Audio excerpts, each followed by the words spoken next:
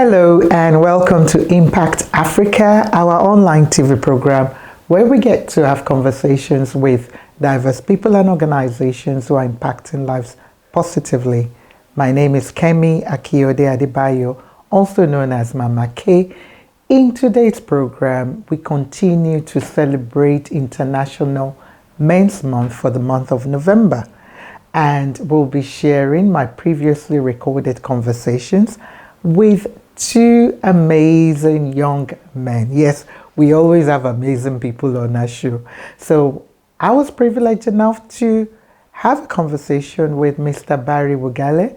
He's an activist, writer, and a pastor as well, based in Cape Town, as well as my brother from another mother. I have a lot of them, Mr. Atose Aguele, and he's the founder, managing director for Avedia Energy and Avedia Foods, and he is based in Cape Town, South Africa. Enjoy. This is Mama K with Pastor Barry, and since we're talking about Movember, which is celebrating men and creating an awareness of men's health, I just want to ask you, my dear brother, how do you take your health? What do you do to stay healthy? How aware of you? How often do you check on things like, even prostate cancer, or what test you need to do and things like that? How do you look after your health? Let me not go into mention that, but let me not go into that. How do you look after your health? Okay. Or do you look after your health? Yeah.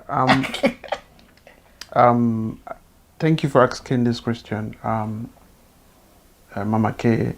Let's say that if you have not lost somebody that is very close, who possibly would not have died the time that the person died, you will not take things like your health seriously. My father died because of prostate cancer, Okay. and my mother died as a result of heart attack. So I therefore understand the meaning of regular check. So I do check myself regularly, and recently I was very sick. Okay. And I therefore made it a point of duty. And so once you are 40, I think the first challenge is sugar. And if you work under a high pressure situation like us, the second challenge or thing you need to manage is those stimulants that you drink. I don't know. Anything that stimulates you, whether it be coffee, whether it be alcohol, whatever that you think stimulates you. Because the consciousness of, I need this to stimulate myself is where the devil is.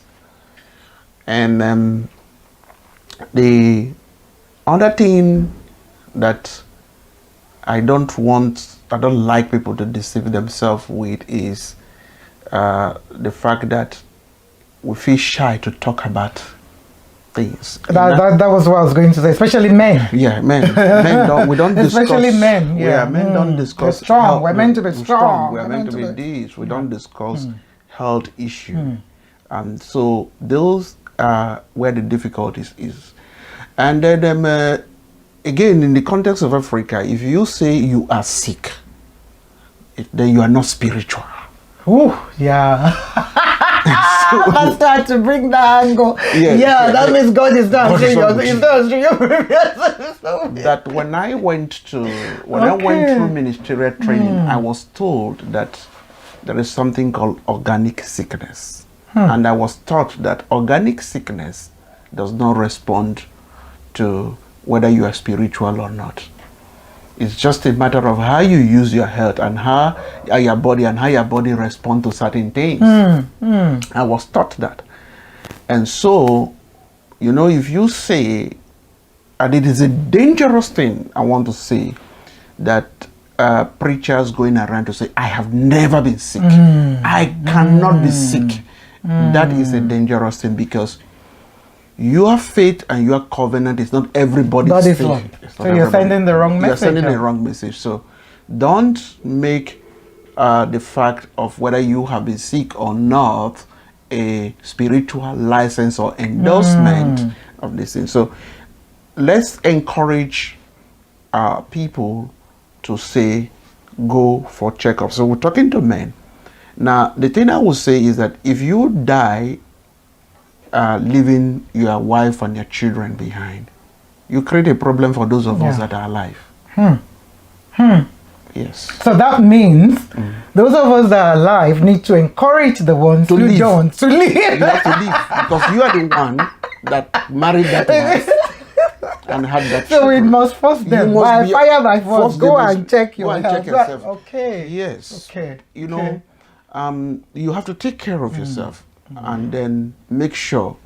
And then, so specifically, I played soccer when I was young. Oh, really? Yes. What number? I Or used to- what position? I used to be a defender. I used to be a defender. defensive Okay, midfielder. okay. So I played soccer when I was young, and what I do is that when I have time, I make it a conscious decision, especially because I live in a community now.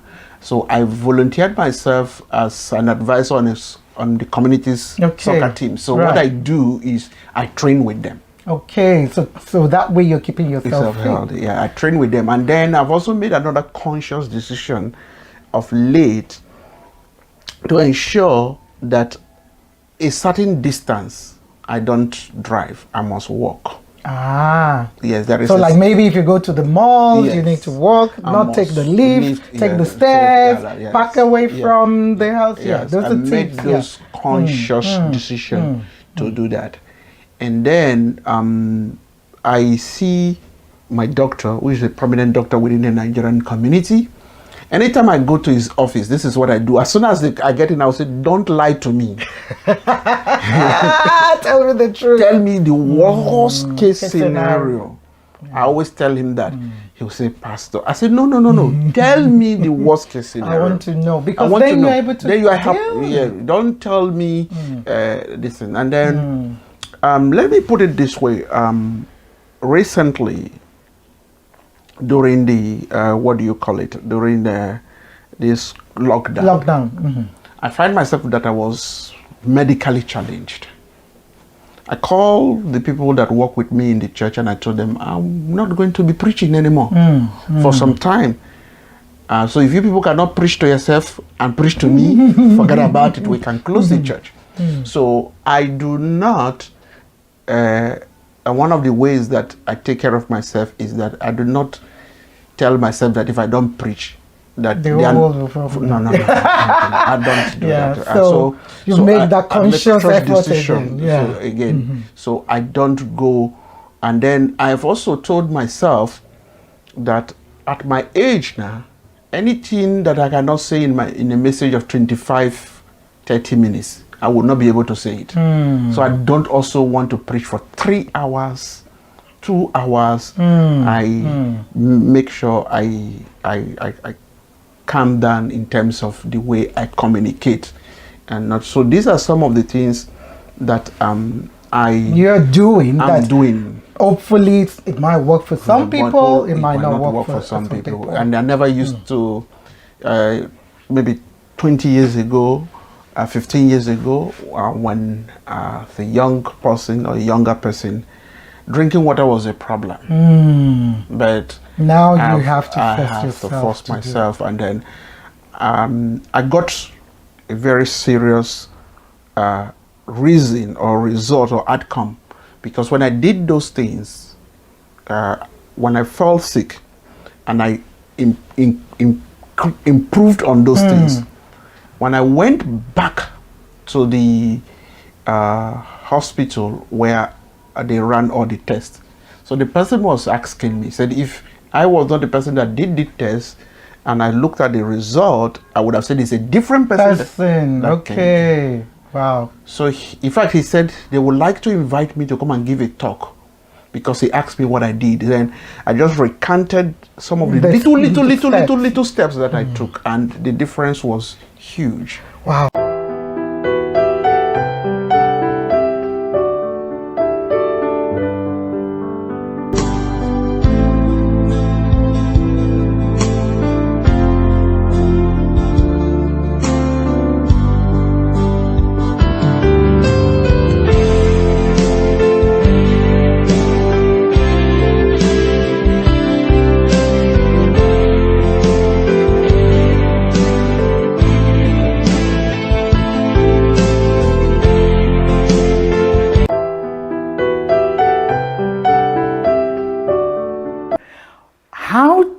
why, was it a natural thing for you to get into business, or this is something that you had dreamed about, being a business person and an entrepreneur?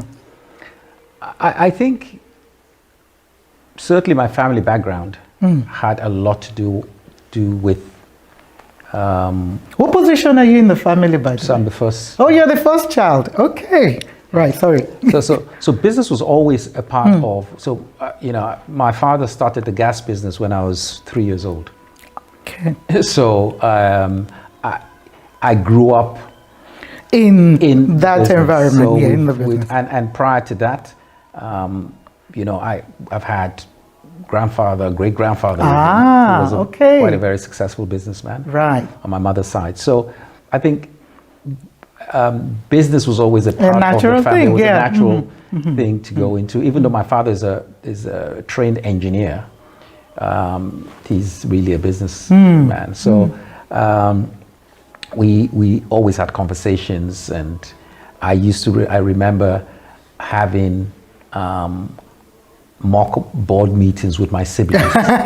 Really? Sit around the dining table and pretend that we had we were board of directors. Oh, okay. Are you? So, well, you're always a chairman. I was always a chairman. And so that was so it was certainly it was natural that I went into business. So I think that's really the reason. So what kind of challenges, for you have you faced? Because you are a successful, business person. I know very well. You've done very well for yourself and making us proud, as a Nigerian in South Africa. What kind of challenges? Because I'm sure it's not been totally smooth sailing. There will be challenges along the way. What challenges have you encountered, and how have you managed, to overcome them? I think I think most young entrepreneurs, and the challenge that I faced as a young entrepreneur was that there's a difference between being an entrepreneur and being a manager. True. And I think, unfortunately, you don't realize that till you have problems in the business, right? And so you could be very talented as an entrepreneur, and you're able to create something from nothing. But managing that takes different sets of skills. Correct. And I think that's where many young entrepreneurs, including myself, have run into some trouble. But of course, as you grow and you build your business, the thing is, it's very expensive school fees to learn how to be a good manager. And I think that's some of the issues young entrepreneurs like myself faced. So there've been challenges, of course. Just having to operate on the continent it throws up all kinds of challenges, opportunities, of course, but also challenges. And so we've obviously had to adapt to those challenges. Right. But certainly I wouldn't trade it in for anything else. I mean, I can imagine. Yeah. What kind of challenges? Because I'm sure it's not been totally smooth sailing. There will be challenges along the way. What challenges have you encountered, and how have you managed, to overcome them?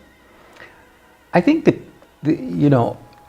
I think most young entrepreneurs, and the challenge that I faced as a young entrepreneur was that there's a difference between being an entrepreneur and being a manager. True. And I think, unfortunately, you don't realize that till you have problems in the business, right? And so you could be very talented as an entrepreneur, and you're able to create something from nothing. But managing that takes different sets of skills. Correct.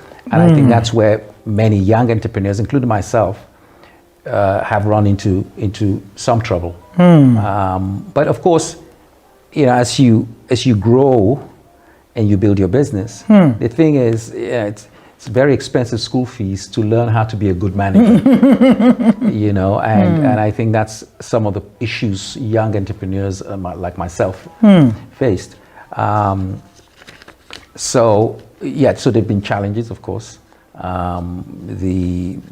Just having to operate on the continent throws up all kinds of challenges, opportunities, of course, but also challenges. And so we've obviously had to adapt to those challenges. Right. But certainly, I wouldn't trade it in for anything else. I mean, I can imagine. Yeah. So now, in terms of focusing on the business side, what would you say makes a business work? What would you say, and what makes a good idea to fail? Because sometimes people come up with the best of ideas and it still fail. And what tips can you give, I know we could have a program on this topic alone, but I just want you to give like nugget bit of, business tips to anyone, thinking of starting up in business, especially our young people or anyone already in business. I think one of the key things about being successful or a successful entrepreneur is knowing your business. Right. That is, knowing the product or the service you want to deliver. Oftentimes people have dreams, but dreams are not actually tangible in the sense that, there's a whole process that has to happen between a dream and a reality. Correct. And not enough. Sometimes, for example, if you want to start a restaurant, the fact that you're a good chef may not make you a good restaurant owner. Correct. So if you want to become a good restaurant owner, understand what it takes to be a good restaurant owner. And that means learning about what it is to run a restaurant. You may know a lot about cooking, but very little about how to run a restaurant. So I think key to being a successful engineer is spending time to learn about the particular business you want to go into. Okay. There's no substitute for that. Right. Not saying that you would learn everything. Obviously, as you go along, you continue to learn. But it's important you learn as much as you can. I think also tapping into available resources. I think it's absolutely key, and partners, if you find the right partners. But resources, and when I talk about resources, I'm not just talking about financial resources. No, because sometimes most people think it's only about money, but there are other. Please do share. Absolutely. So it's not just financial resources. There are a lot of resources that are available to young people that help in building a business. It could be finding a mentor, for example, as a sounding board, for example, things like that. There's no substitute for hard work. So if you're going to be an entrepreneur, be ready to stay up at night. Yeah. Those sleepless nights. Because that's a problem. A lot of young people sometimes, well, maybe I'm generalizing, sometimes think, I want to start a business, and that means I have all the time in the world, to do whatever I like. But not necessarily. So you should be ready to have those sleepless nights. Absolutely. There will be sleepless nights. And you must defer gratification. Okay. That's absolutely important. A lot of young people... I like that. Yeah, please. You want to drive a fancy car, but you also want to own a business. Yeah. Sometimes you can't reconcile both. Yeah. And so you might have a friend that has a very fancy car, but you want to start a business. Maybe defer that fancy car for as long as you can, and build your business. Yeah. I think often, especially in today's, and I certainly don't want to be... Where people want instant gratification. Absolutely, I don't want to be that middle-aged man talking about young people today. I know, right? Many talented young people. But I think with social media, it has made instant gratification even more prevalent than when we grew up. Yeah. And so people want the nice cars, the nice houses, the nice holidays today. Yes. And not ready to do the hard work. Yes, exactly. So it's important that don't use your capital to buy a car. Instead, use your profits to buy that car. But invest most of that profits in your business. Chuck me knuckle, as we say. I hope you're hearing, people. There you go. Now, let me now go back to you now as an individual.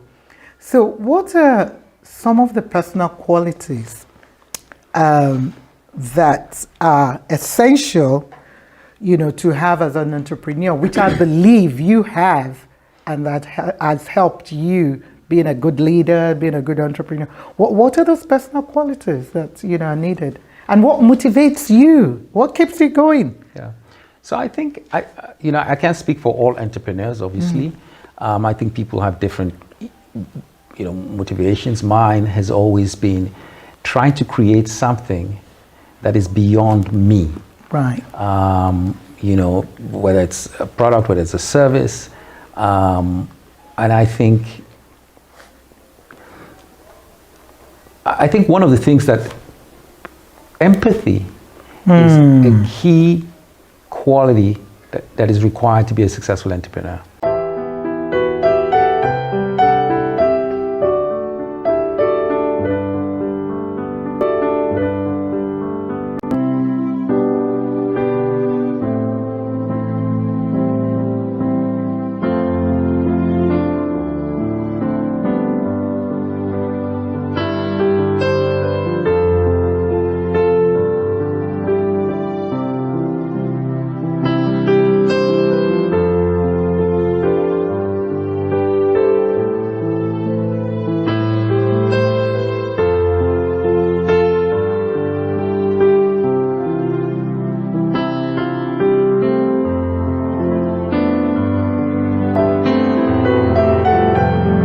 Wow, what another insightful and very helpful conversation we had. Pastor Barry, they were sharing, what health meant for him, and the fact that if you haven't lost a loved one, based on an health issue, you might not understand. For him, losing his dad due to cancer and his mom as well due to stroke made him, pay attention more, to his health. And he, sharing the fact that yes, men are always shy to talk about their health. And somebody like me as well that recently, lost my dad, I can relate, where for some of his health issues, he was very quiet and silent about it, and he used to struggle, to focus on it. So yes, we need to get men out talking more about their health. And my dear brother Atose, wow, yes, getting into business for him was natural because he had his father and his grandfather who had already been in business before him. So it was a natural thing, and he's done very well for himself, setting up a very, very successful business from a very, very young age as well. And I like the fact that he shared with us there about, what makes a business successful, or how or what young people can do with a business. And what he said is quite, a master class there, saying, yeah, you need to know your business, and as well, you need to avoid, whereby you use your capital, for things that they're not meant to be. And he gave the example of whereby you instantly buy a car and that's your capital as opposed to your profits. So yes, be very wise, in running a business. Wow. I have been blessed to have these two amazing people share, with us health and business issues.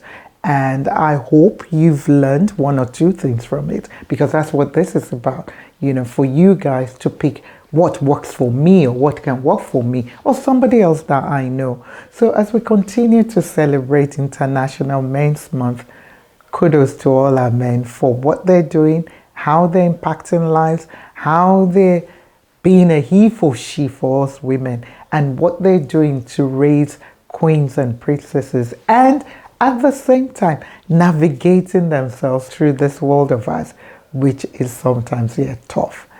And till next time, this is Mama K signing off, saying stay safe, stay blessed, love you all. God bless.